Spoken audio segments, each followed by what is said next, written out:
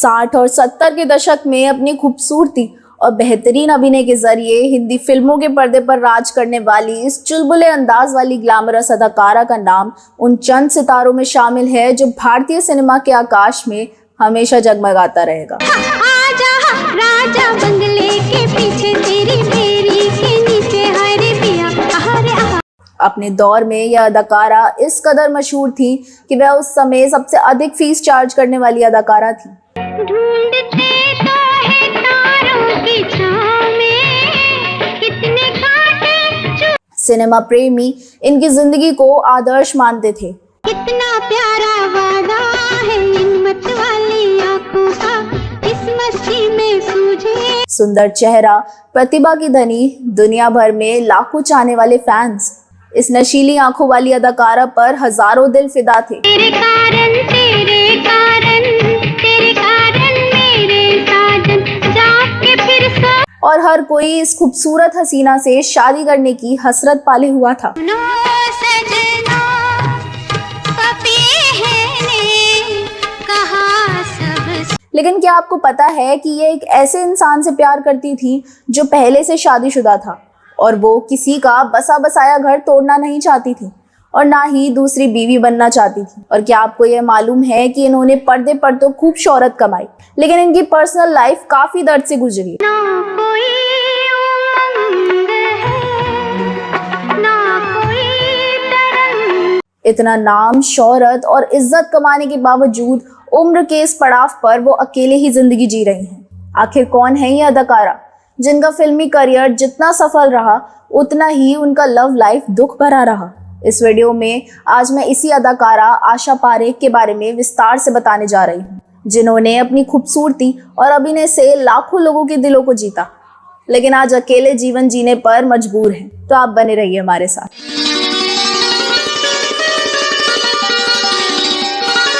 नमस्कार दोस्तों, मैं आपकी दोस्त और होस्ट कनिष्का राजोरा और आप देख रहे हैं फिल्मों, गीतों और फिल्मी हस्तियों के बारे में जानी अनजानी जानकारियां देने वाला चैनल बॉम्बे टॉकीज। दोस्तों, मध्यम वर्गीय गुजराती परिवार से संबंध रखने वाली आशा पारेख का जन्म 2 अक्टूबर 1942 को गुजरात के महुआ में हुआ था। आशा पारेख के पिता हिंदू और माता मुसलमान थी। आशा पारेख का पारिवारिक माहौल बेहद धार्मिक था। विभिन्न धर्मों से संबंध होने के बावजूद उनके माता पिता साईं बाबा के भक्त थे। छोटी सी आयु में ही आशा पारेख भारतीय शास्त्रीय संगीत सीखने लगी थी। उन्होंने महज 10 वर्ष की उम्र में आसमान फिल्म से बतौर चाइल्ड आर्टिस्ट अपने करियर की शुरुआत की। फिल्म में अपना करियर शुरू करते समय आशा पारेख ने शायद ही सोचा होगा कि एक दिन वह सफलता के उस मुकाम पर पहुंच जाएंगी जहां बड़े से बड़े एक्टर उनके साथ फिल्म करने को इच्छुक हों, लेकिन उनके पास समय ही ना हो। ऐसा एक बार नहीं, कई बार हुआ जब वह अमिताभ से लेकर सत्यजीत रे तक की फिल्मों को साइन नहीं कर पाए। जब तक रहे तन में जिया। आसमान में बाल कलाकार के रूप में काम करने के साथ ही आशा पारेख को बेबी आशा पारेख के रूप में पहचान मिलने लगी। एक स्टेज प्रोग्राम में आशा पारेख ने नृत्य से प्रभावित होकर निर्देशक बिमल रॉय ने 12 वर्ष की उम्र में आशा पारेख को अपनी फिल्म बाप बेटी में लिया। इस फिल्म को कुछ खास सफलता नहीं मिली। इसके अलावा उन्होंने और भी कई फिल्मों में बाल कलाकार की भूमिका निभाई।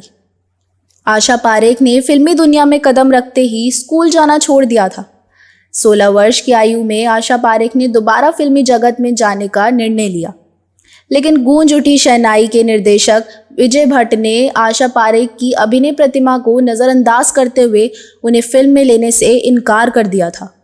लेकिन अगले ही दिन फिल्म निर्माता सुबोध मुखर्जी और लेखक निर्देशक नासिर हुसैन ने अपनी आगामी फिल्म दिल देके देखो में आशा पारेख को शम्मी कपूर की नायिका के रोल में चुन लिया।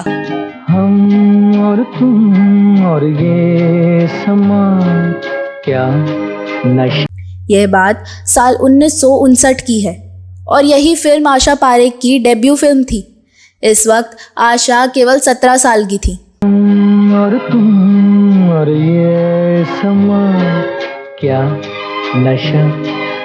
इस फिल्म के बाद न सिर्फ उनके सिनेमा के सफ़र ने बड़ी करवट ली, बल्कि इस फिल्म ने उनकी व्यक्तिगत जिंदगी पर भी गहरा असर डाला। फिल्म के निर्देशक नासिर हुसैन के रूप में आशा को न सिर्फ एक अच्छा निर्देशक बल्कि एक अच्छा दोस्त भी मिल गया।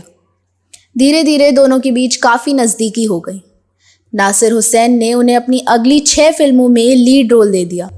ये फिल्में थीं जब प्यार किसी से होता है, फिर वहीं दिल लाया हूँ, तीसरी मंजिल, बहारों के सपने, प्यार का मौसम, जाइए आप कहाँ जाएंगे, आजा आजा आजा आजा।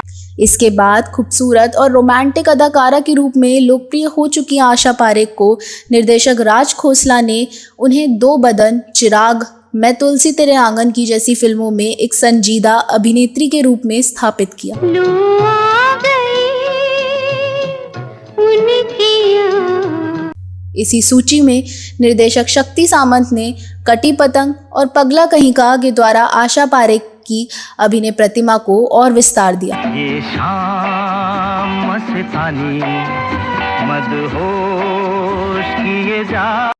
फिल्म दिल दे के देखो में काम करने के दौरान ही आशा पारेख और नासिर हुसैन एक दूसरे को पसंद करने लगे थे।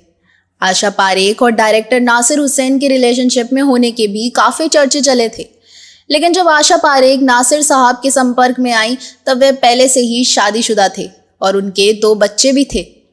आशा पारेख नासिर साहब से शादी करना चाहती थी, लेकिन वह नहीं चाहती थी कि दुनिया उन्हें होम ब्रेकर यानी घर तोड़ने वाली महिला कहे।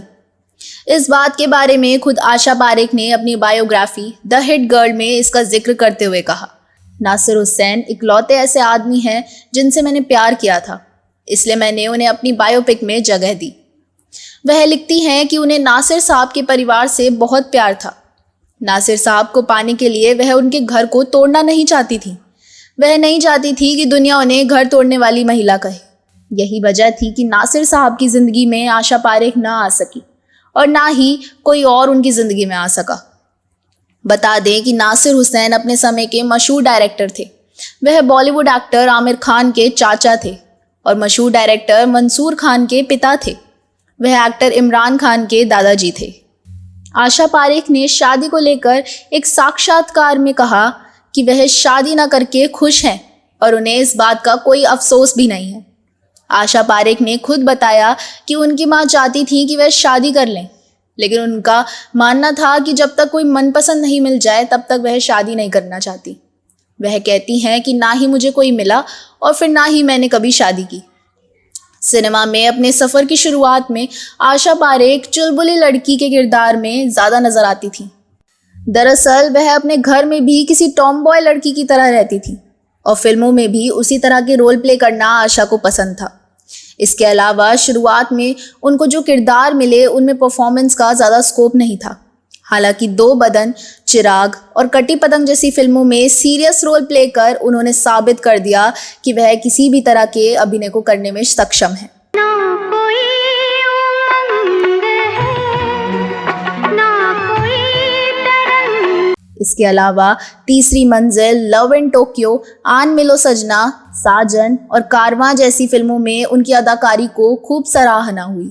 मिल गए आज मेरे सनम, मिल गए। इसके बाद आशा पारेख ने 1990 में गुजराती सीरियल ज्योति के साथ टेलीविज़न निर्देशन के क्षेत्र में कदम रखा।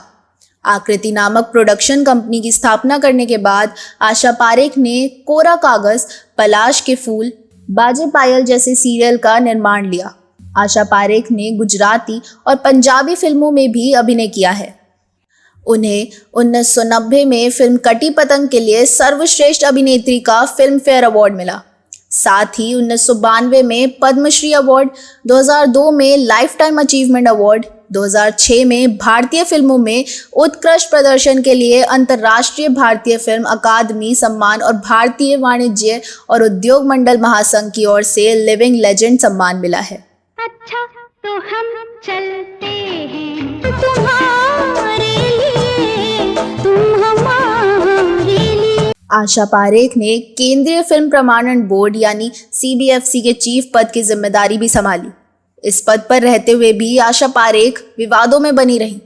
आशा पारेख ने 1998 से 2001 तक CBFC चेयरमैन पद पर रहते हुए फिल्मों को लेकर कई अहम फैसले लिए। बैंडिट क्वीन फिल्म की सेंसरशिप को लेकर शेखर कपूर से उनकी खूब तनातनी चली। कुछ समय पूर्व एक फिल्म को लेकर पहलाज निलानी के विवाद में आने पर आशा ने साक्षात्कार में कहा था कि किसी पद पर बैठे व्यक्ति को कुछ नियमों का पालन करना होता है, जो कि बहुत ज़रूरी है। अपनी बायोग्राफी में आशा पारेख ने सत्यजीत रे के साथ काम न कर पाने पर भी अफसोस जाहिर किया है।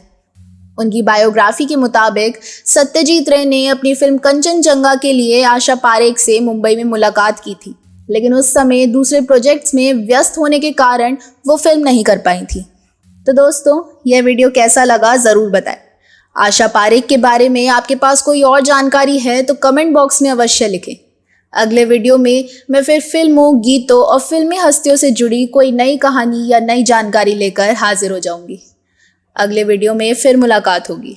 तब तक के लिए नमस्कार।